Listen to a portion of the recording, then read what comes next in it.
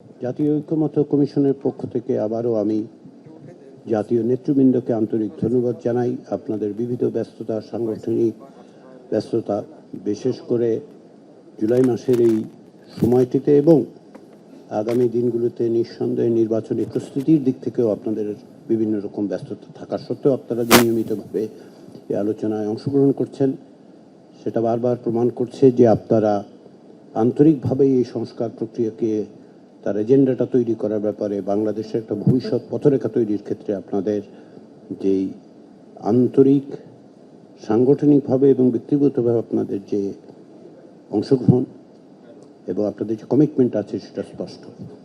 আমি বারবার যেটা বলেছি সেটা আবারও বলে, আমাদের লক্ষ্য হচ্ছে যে কোনোভাবে হোক 30শে জুলাইয়ের মধ্যে এই প্রক্রিয়া আমরা শেষ করতে চাই।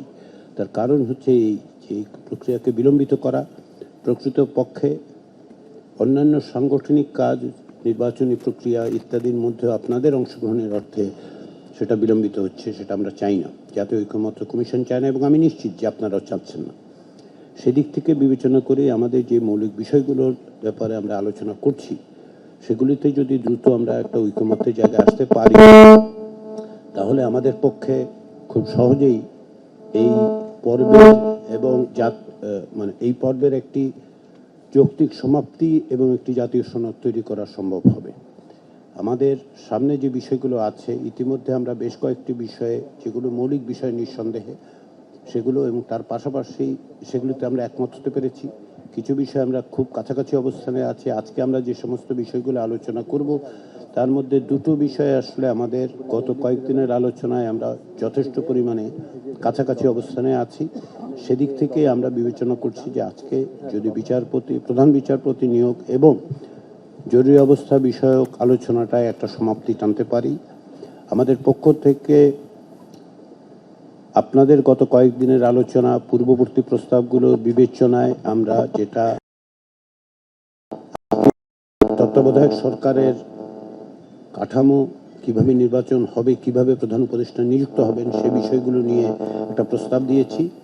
সেগুলো নিয়ে আমরা দিনের শেষের দিকটাতে আশা করছি খুব শিগগিরই সকালের দিকেই যদি আমরা দুটো বিষয় দ্রুত নিষ্পত্তি করতে পারি, তাহলে তৃতীয় বিষয়টাতে আমরা আলোচনা করতে পারবো। তো সেদিক থেকে যেটা সবচেয়ে গুরুত্বপূর্ণ, আমাদের কিছু মৌলিক বিষয়ে ঐক্যমত্য প্রতিষ্ঠার মধ্য দিয়ে দ্রুততার সঙ্গে এই একটি জাতীয় সনদে উপনীত হতে হবে। সেটার লক্ষ্য আমাদের 30শে জুলাইয়ের মধ্যে যে কোনো প্রক্রিয়ায়, বড়জোর আমরা 31 তারিখ পর্যন্ত যেতে পারি। আমরা চেষ্টা করছি জুলাই মাসের মধ্যে যেভাবেই হোক এই জায়গায় একটা যৌক্তিক জায়গায় আসা এবং আগস্টের আন্দোলনের শহীদদের প্রতি এটা হবে আমাদের যে দায়িত্ব আছে, সে দায়িত্ব পালনের একটি পদক্ষেপ। সেই বিবেচনায় আপনাদের অংশগ্রহণের জন্য ধন্যবাদ। আমরা আশা করছি যে আলোচনা এই পর্যায়ে, বিশেষত এই সপ্তাহে আলোচনা একটু দ্রুততার সঙ্গে অগ্রসর হবে। সেই জন্য আমি বারবার আপনাদেরকে অনুরোধ করেছি সংক্ষেপে সুনির্দিষ্টভাবে আলোচনা করলে সুবিধা হবে এবং সেটা অনেক ক্ষেত্রে আমরা গত কয়েকদিন সেই জায়গায় আসতে পেরেছি যে আমরা সবাই প্রকৃতপক্ষে সুনির্দিষ্টভাবেই কথা বলছি। ফলে আমাদের দ্রুততার সঙ্গে অগ্রসর হয়ে জাতীয় সনদের জায়গায় পৌঁছতে পারলে আপনাদের দিক থেকে, আমাদের দিক থেকে এবং নাগরিকদের দিক থেকে সকলেই প্রত্যাশায় আছেন, দেখছেন এবং তারা নিঃসন্দেহে প্রত্যাশা করছেন যে আমরা খুব দ্রুততার সঙ্গে সেখানে যেতে পারবো। সেই প্রচেষ্টায় আপনাদের আন্তরিক সহযোগিতার জন্য ধন্যবাদ। এবং আবারও এই সপ্তাহে আমরা 3 দিন বৈঠকে মিলিত হব। এই 3 দিনে আমরা একটু বড় রকমের অগ্রগতি অর্জন করতে চাই। এটা আমরা বলতে আমরা শুধু কমিশন নয়, আপনাদের কথা বলছি, আমরা সকলেই চাই।